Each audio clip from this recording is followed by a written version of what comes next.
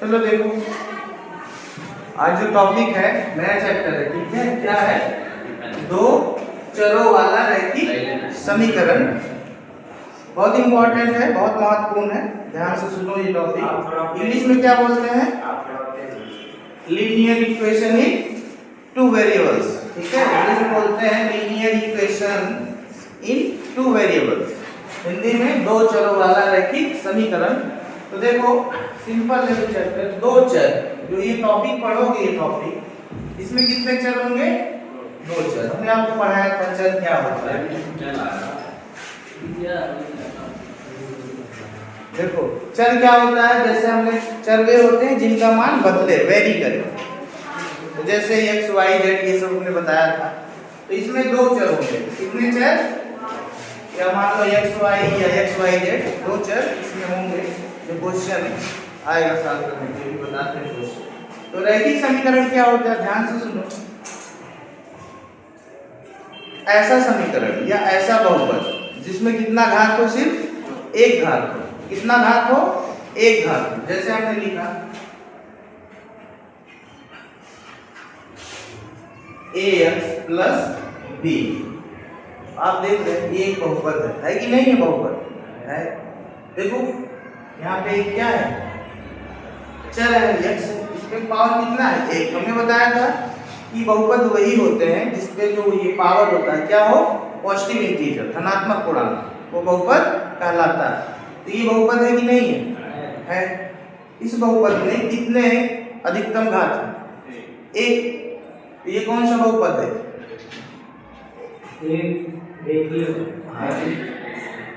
कौन सा है ये? रेखीय बहुपद, ठीक है, या रैखिक घात, ठीक है, कुछ भी कह सकते। तो इसमें देखो ax प्लस b, इसमें कितने चर हैं? a b। कितने चर हैं? सिर्फ एक है।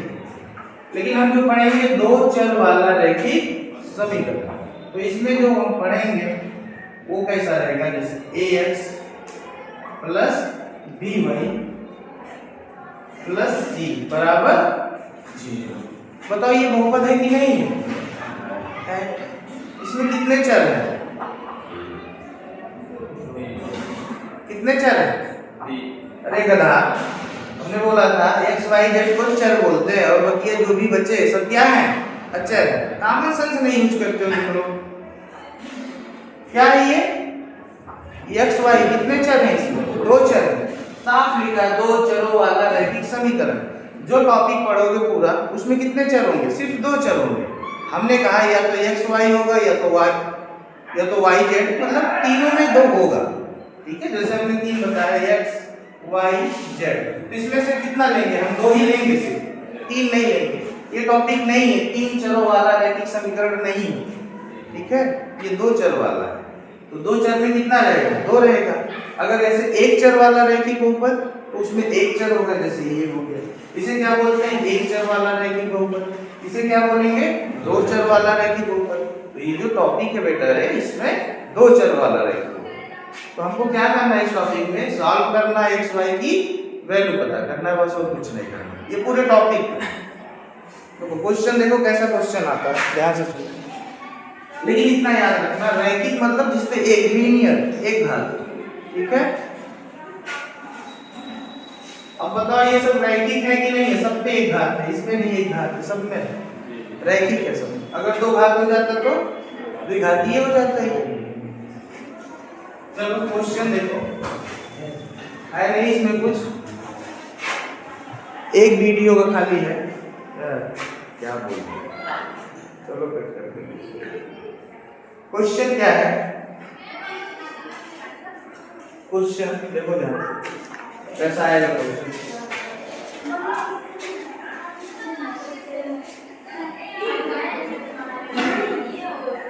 सिंपल क्वेश्चन आएगा, जैसे मान लो दिया है अभी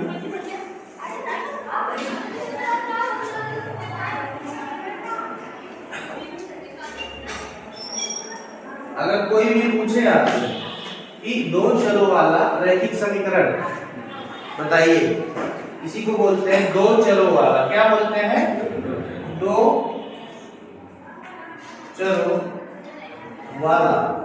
दो चर है कि नहीं है? दो चरों वाला रैखिक बहुपद। क्या बोलेंगे? रैखिक बहुपद।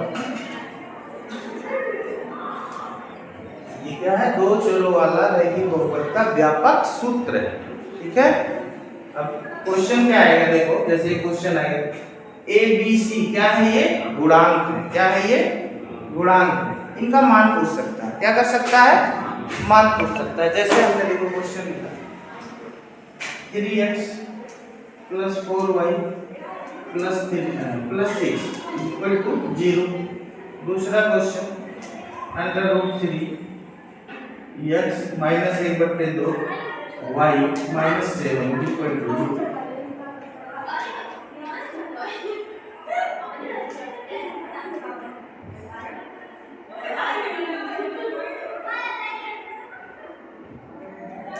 जैसे कुछ भी क्वेश्चन बन सकता है, बस सिंपल दो क्वेश्चन समझ लो कर सकते हो। क्या कहेगा कि ये बहुपद है, रैखिक बहुपद है कि नहीं है? है। दो चर वाला रैखिक बहुपद है कि नहीं है? कहेगा कि इनके कोएफिशिएंट बताओ, गुणांक बताओ। गुणांक कौन है? A B C. ये क्या होते हैं? अचर पद होते हैं। क्या होते हैं? ये अचर पद होते हैं। देखो x का गुणांक कौन है? तो x का गुणांक कितना है? 3, यानी a का वैल्यू कितना है? 3। y का गुणांक कितना है? b का वैल्यू कितना है? c की वैल्यू कितना है? ठीक है। इसमें बताओ a की वैल्यू, b की वैल्यू -1 चिन्ह के साथ। सिंपल इस टाइप का क्वेश्चन पूछ सकता है। ठीक है। लिख लो ये क्वेश्चन फटाक से लिखना।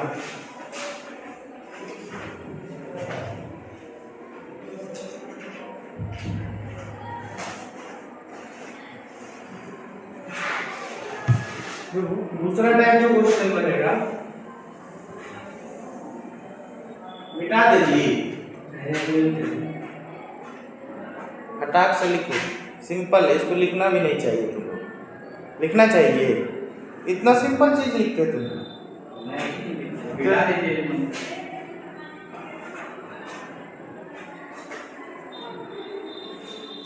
ये पहला इस टाइप क्वेश्चन। सेकंड टाइप कैसा क्वेश्चन पुट अप करेगा? देखो ध्यान से, बेटा रे लिख मत, रहने दे, छोड़, हो गया। सेकंड देखो इस टाइप क्वेश्चन इंपॉर्टेंट है ये। आप लोग बच्चे बहुत कंफ्यूज होते हैं, आप ही नहीं है 9 10 11 किसी को कहा तो कंफ्यूज है।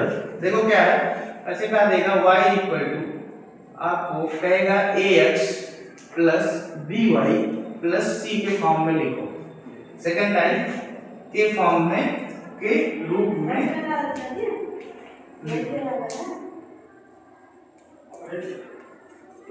कैसा आएगा क्वेश्चन? y =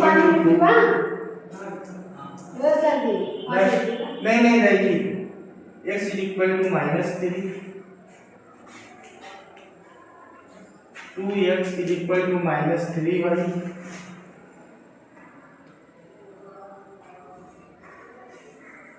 y = 6। ठीक है। बस देखो क्वेश्चन देखो कैसे करेंगे, इसके फॉर्म में लिखना है। फर्स्ट टाइप में हमने देखा ए बी सी का मान पूछता है, गुणांक का मान। ठीक है। कोई पूछे 3 चीज याद रखना। दो चरों वाला रैखिक समीकरण का व्यापक सूत्र क्या होता है? तो आप तुरंत बताओगे ax + by + c, ये व्यापक सूत्र है। कोई पूछे एक चर वाला रैखिक समीकरण का व्यापक सूत्र क्या होता है? तो आप क्या बताओगे? ax + b, ax + b। भाई ये 0 होगा ना, या आप कह सकते हो ax + c, बस याद रखना। तो फर्स्ट टाइम में जो आएगा ए बी सी का मान पूछेगा। सेकंड टाइप में जो क्वेश्चन बन सकता है इस टाइप का, इसके रूप में लिखो। अब मान नहीं पूछेगा ए बी सी का, इसी के रूप में लिखो। जैसे ये दिया है, क्या ये क्वेश्चन इसके रूप में लिखा है? दिख रहा है? नहीं लिखा। कैसे लिखेंगे देखो, जैसे इसको ये दिया है, देखो यहाँ x दिख रहा है आपको क्वेश्चन में, x कहीं x तो दिख ही नहीं रहा है। तो आप क्या कहेंगे, यहाँ पे जो a का वैल्यू है वो क्या है? 0 है, तभी तो x 0 होगा, यानी तभी तो x नहीं दिया है। यहाँ a का मान कितना दिया है? 0, तभी तो। देखो ध्यान, यहाँ हम लिखेंगे, आपको पता है कि सबको एक साथ रखो, या तो लेफ्ट साइड या तो राइट साइड, जैसे यहाँ बराबर 0 ऐसे इस फॉर्म में लिखना है। बाएं पक्ष में सबको कर लो, दाएं पक्ष में छोड़ दो। सबको उठा के किधर ले जाना है? बाएं पक्ष में। चलो ठीक है, ये दिया है बराबर 2, इसको उधर ले जाओ, तो ये इधर प्लस से उधर जाएगा, क्या हो जाएगा? माइनस। कोई दिक्कत? अब देखो यहाँ y, यहाँ b का वैल्यू कितना दिया है? 1। कितना दिया है? 1। और x की यहाँ x में जो गुणांक है a का वैल्यू क्या है? 0। यहाँ लिखेंगे 0 इंटू x प्लस b की वैल्यू कितना है? 1 इंटू y प्लस c, यानी c की वैल्यू कितना है? माइनस। अब देखो इस फॉर्म में आ गया कि नहीं आ गया? ax plus by plus c के फॉर्म में आ गया कि नहीं आ गया? इस फॉर्म में। जैसे इस क्वेश्चन को देखो, क्या दिया है? Second question, x is equal to -3। Simple है, उसको किधर ले जाओ? तो x उधर जाएगा, देखो माइनस से उधर गया बराबर 0। देखो यहाँ b की वैल्यू क्या है? यहाँ b की वैल्यू कितना है? b किसका गुणांक है? तो वहां क्या है? c किसकी वैल्यू?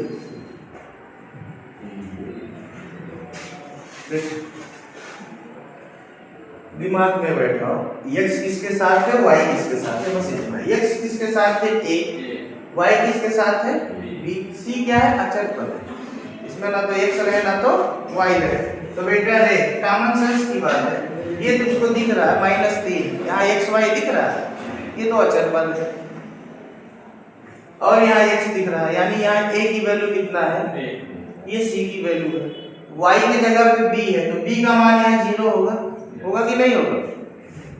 यानी हम लिखेंगे, यहाँ ऐसे लिख सकते हैं, a की वैल्यू 1 है, यानी 1 इंटू x प्लस b की वैल्यू क्या है?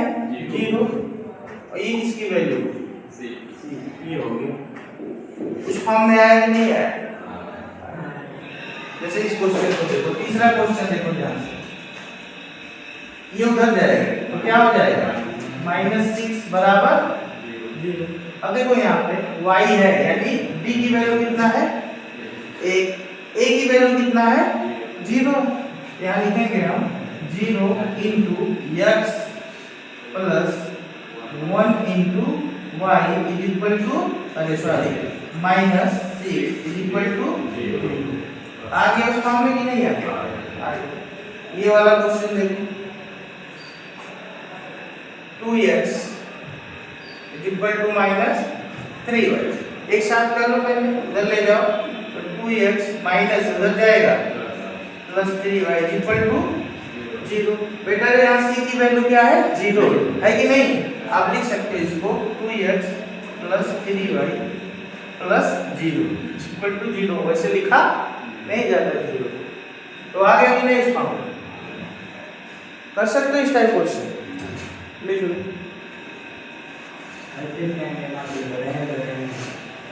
नहीं, इसको लिख लो, वो बहुत इजी था, इसको लिख लो। ये थोड़ा उससे एक स्टेप थोड़ा, हाँ लेकिन है नहीं कुछ तो।